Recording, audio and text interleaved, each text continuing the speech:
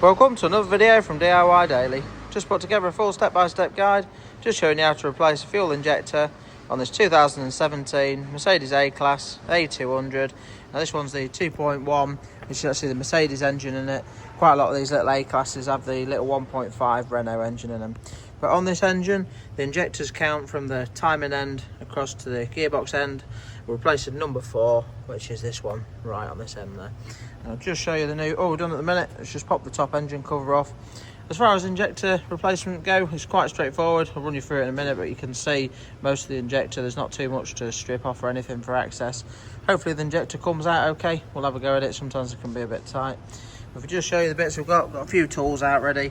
But if you check the links in the description below, I'll put links to all the tools, all the parts, and all the torque settings and everything as well.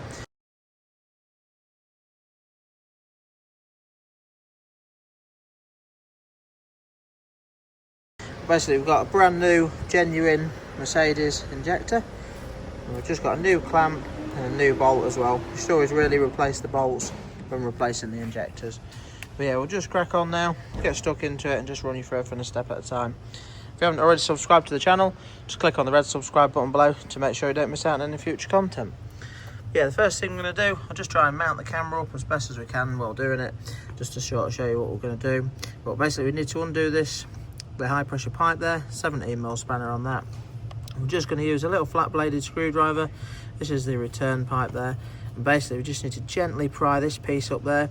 And all I'm going to do is just put the little flat bladed screwdriver under there. You just need to work it really gently. They can be quite brittle, these. You pull this outer piece up and then it'll allow you to pull the pipe out. And then after we've done that, we'll just simply push the 2 grey tabs back there on the connector, and then we should be able to release the connector there, and then we'll get you onto undoing the clamp after that when we can see the bolt. But yeah, I'll just try and mount the camera up so you can see it nice and clearly, and just get them bits undone to start with. Right, so now we've got the camera mounted up, first thing we're going to do is just undo the high pressure fuel pipe.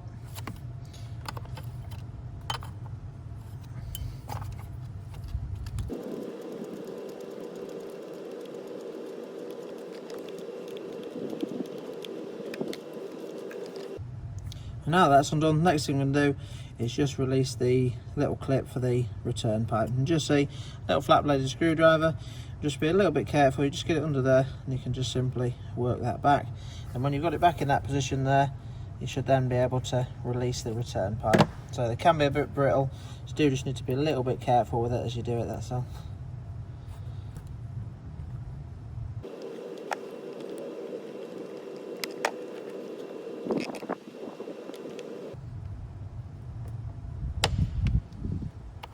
So a little bit of a pop just as it come out. Just work it really gently, that's all. Check your seal's okay on the return pipe. Sometimes it might be worth getting a new seal for the return pipe, but most of the time, as long as it looks okay, you'll get away with that. So I'll just leave that to the side now. Then we're just going to flick these little tabs back. You can just see the 2 little grey tabs on the connector there. Just simply flick them back and then we'll be able to release the plug.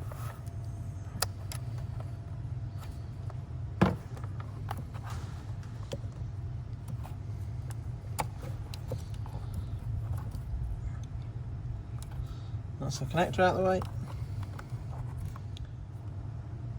Now that connector's out of the way, just can't quite see it on the camera, but you've just got a Torx headed bolt there, and you're just going to want a Torx 50 socket to get that undone. So we're just going to undo that now.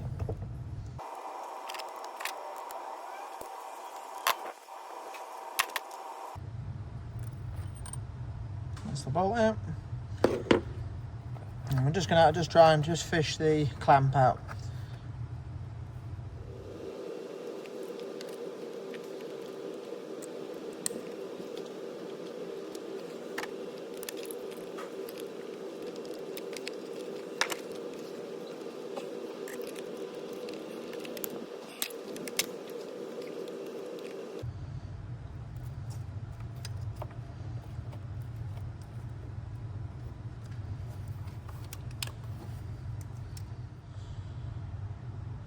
Nice. Just managed to get it up there. It's a little bit fiddly to do, just working around the camera, but basically just had to get a pair of mole grips on there, just to tweak it slightly, just to pry it up.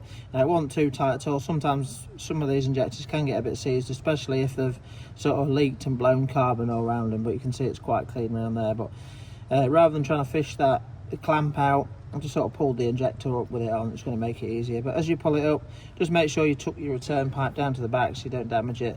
And again, the fuel pipe, I've only undone it from this end, not the other end, because you can't really access it very well without taking any bits off.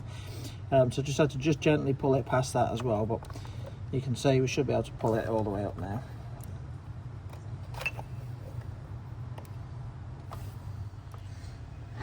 So you can just see the injector did actually bring the seal out with it, which is a bonus. But if it doesn't bring the seal out with it, there's a couple of different ways you can get it out. We've got one of these injector seal pullers, so I'll put a link to one of these in the description below. It's a mega handy piece of kit. This is, you can just simply thread it in, and it's got a little slide hammer attachment, and that just pulls it out really nice and easily. But if you haven't got that, the best thing you can do to get it out, you just want a screwdriver. Obviously this is a flat-headed one, but you want a Phillips one. Quite a nice big fat head on it, and if you just sink it down into the bore, just give it a bit of a tap, and then that'll just give a little bit of an imprint in the seal. You can just tweak it slightly, it'll crack it off, and you can pull it out, and normally works every time as well if you haven't got one of them pullers. So nice little tip there to try. But yeah, all we're going to do now, if you just have a quick look down the bore, just see it doesn't look too bad down there. It's a bit hard to show you well on the camera, but it does look quite clean. All we're going to do is just give it a little bit of a clean up. Just got a tool for cleaning out. The bore's ready. Basically, we've just got a little wire brush we're going to send through there, and then a little seat. This is like it can, if you're too harsh with this, it can actually cut the seat a little bit, but just basically giving it a really light clean with that, and it just cleans the seat up quite nicely. Ready to fit the injector in there. So we'll just do that quickly, and then we'll get the injector swapped over. We'll get it all built up, run you through the torque setting. Then once we've got it all into place, we'll get the diagnostic machine hooked up to it. We're using the Top Don Phoenix Lite 3 today, and then we're going to run through if there's any coding procedures or anything like that, and get the job finished off. So yeah, we'll just crack on now, get that bore cleaned out.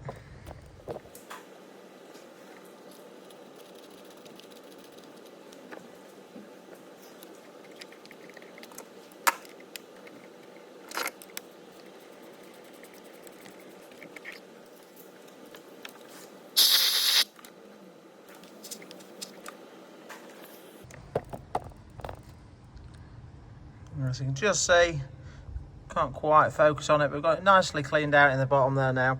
Do need to be careful while doing this job, obviously you don't want to be dropping anything into the bore. Did just have to give it a little bit of a clean out with a blowgun, but if you just try and focus inside the hole rather than obviously forcing anything into it, just be a little bit careful and mindful of it, that's all. So all we're going to do now is just drop the injector into place. I'm just going to put a little bit of sort of heat resistant grease just on the injector, just to say if it ever has to come out in the future, just save anyone the problem of it being seized up. So obviously new injector comes with a new seal. I was a little bit worried there. I thought normally most injectors come with a seal actually on them, but it's not actually on it. But there is a seal in the box there with a genuine Mercedes one, so just make sure that stays on the injector when you drop it into place. Yeah, we'll just get it dropped into place now. Obviously we'll sleeve the clamp over it as we fit it and drop it into place as well.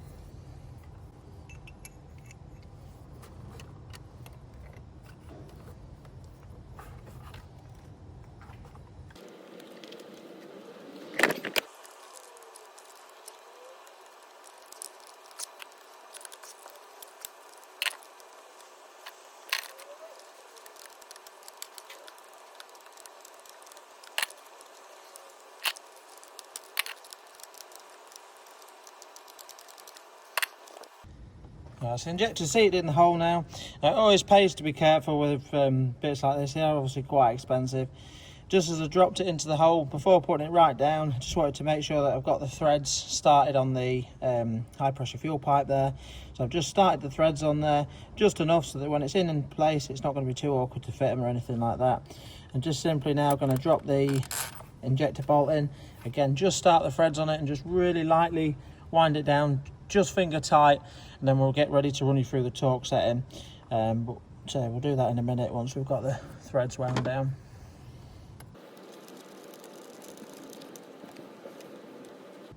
So obviously be really careful, start it by hand, just make sure the last thing you want to do is cross thread any threads in the cylinder head.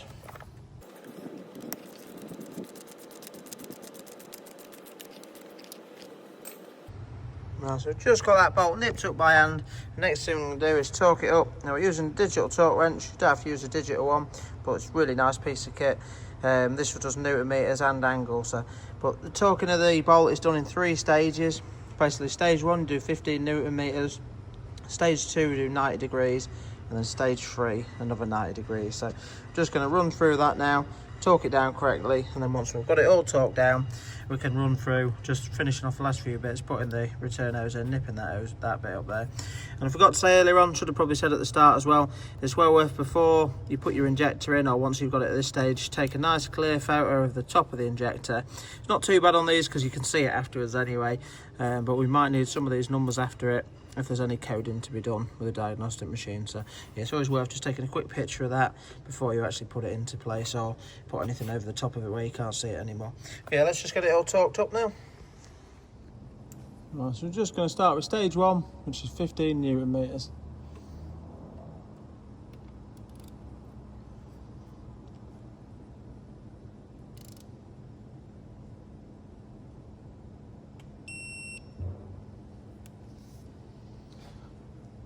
And stage 2, which is 90 degrees. Obviously, if you haven't got a digital torque wrench, you'll just need to use an angle gauge. Again, I'll put a link to that in the description below, where you can get it from.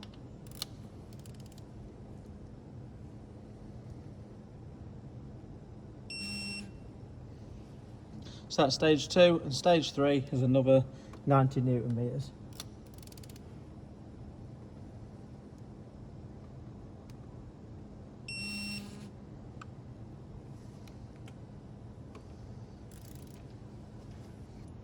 That's it, the injector's all torqued down correctly now. Now I'm just going to speed through, just put the return clip in, nip the pipe back up, put the connector back on, then we can get on to any coding procedure after that.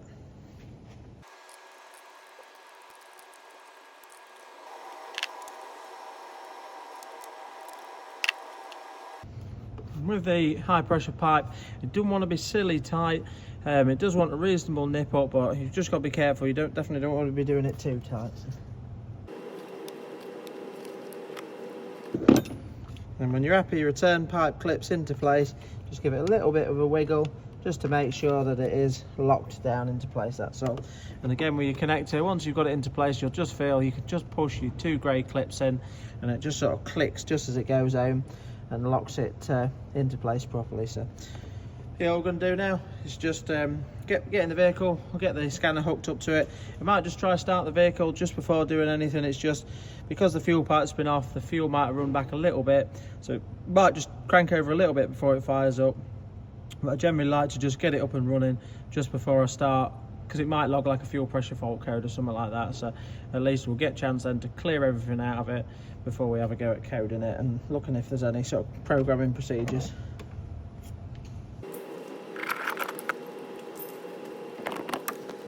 I will also just leave the top cover off just once I've had it running. It's always nice to come around and have a look. Once it's been running for a few minutes, I'll just keep an eye on it, just make sure you've not got any fuel leaks from your high pressure pipe there or your return pipe. Also just have a good check of it around there once it's up and running, that's all. But yeah, let's crack on now, get in the vehicle and see about any coding that needs doing.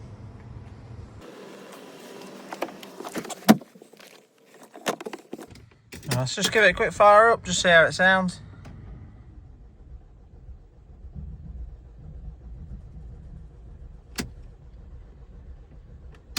It might be worth just cycling the ignition a few times just to get the fuel pump round.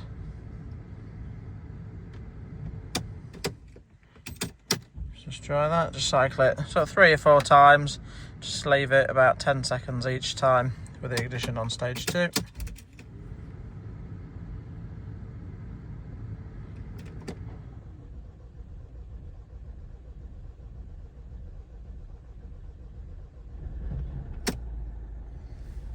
Yeah, eventually started there. It was a little bit lumpy. It might have been worth just cycling it a few more times. I'm pretty sure this engine's got a pump in the tank, so Yeah, that normally just gets it pushed around the system. So you can see it's running and it's idling quite smooth there. It's not running too bad. So, but yeah, I'm happy with that now. I'm just going to turn it off. It's just, if I'd done everything, cleared all the fault codes and then tried to start it like that, it's very likely to log like a low pressure fuel fault code, that's all. So now that we know we've got it running, let's just get the diagnostic machine hooked up to it, read the faults and look at any programming procedures.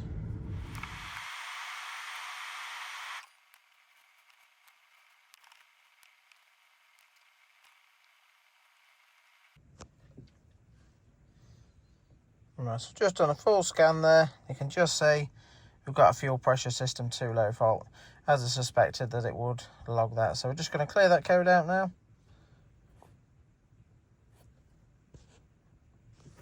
And let's just have a look in the engine ECU and see what coding options we've got.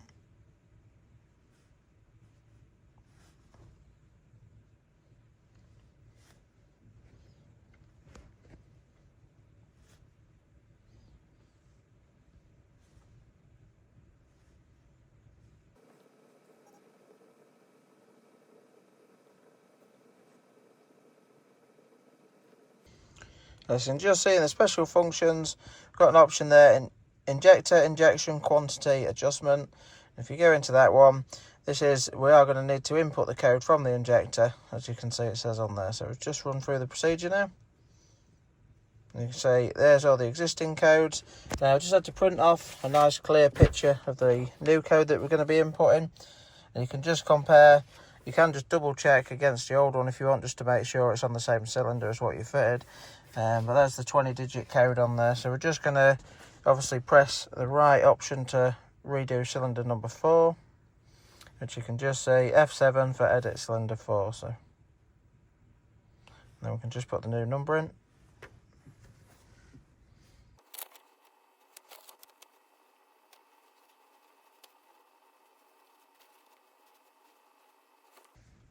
Now just going to confirm that. And then you can see to transfer it, start it with F3. And you can just see now the new configuration has been stored in there. So we can now simply exit from the menu.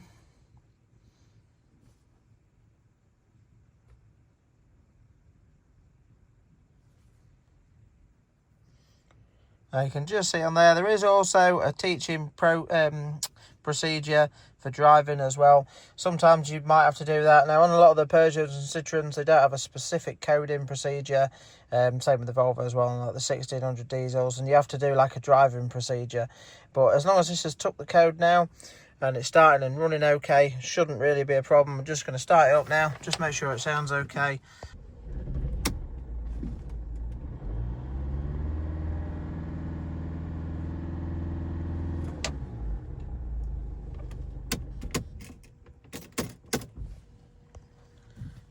Just making sure it sounds okay, and then we'll leave it running. Just have a quick look under the bonnet, just make sure there's no leaks or anything like that. And I'm going to give it quite a decent road test, probably take it for 5-10 miles, and then just get back. I always like to have a quick look under the bonnet, just check it, just make sure there's no leaks again, and then just do a final full scan, just make sure there's no fault codes in there, and we're happy everything's alright. So yeah, we'll just crack on now, just check that, and just finish off the video, just letting you know after we've got a road test that everything's okay. So, but yeah, as you can see, that's the main procedure for replacing the injector. Really straightforward on these. I just thought I'd put a video together just to show how it was done and just the coding if it was on there, really, just to put something together. But yeah, if you've got one and you want to replace it, obviously, as you can see, quite straightforward. But yeah, I'll just crack on now and just get it finished off.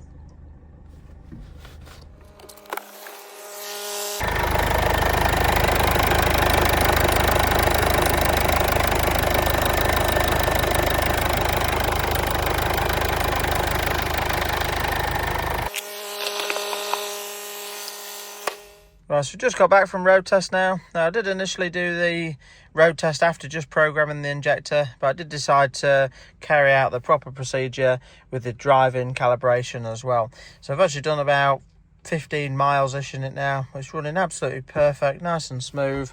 I'll just put some overlays of the screenshot of what it's doing. Obviously I couldn't really film it while carrying out the procedure, but I'll just put a couple of screenshots. It takes about 22 minutes on the scanner to do the job, but it has like a percentage bar as you're doing it, so I'll just overlay a couple of screenshots of that. I'll just show you that quickly.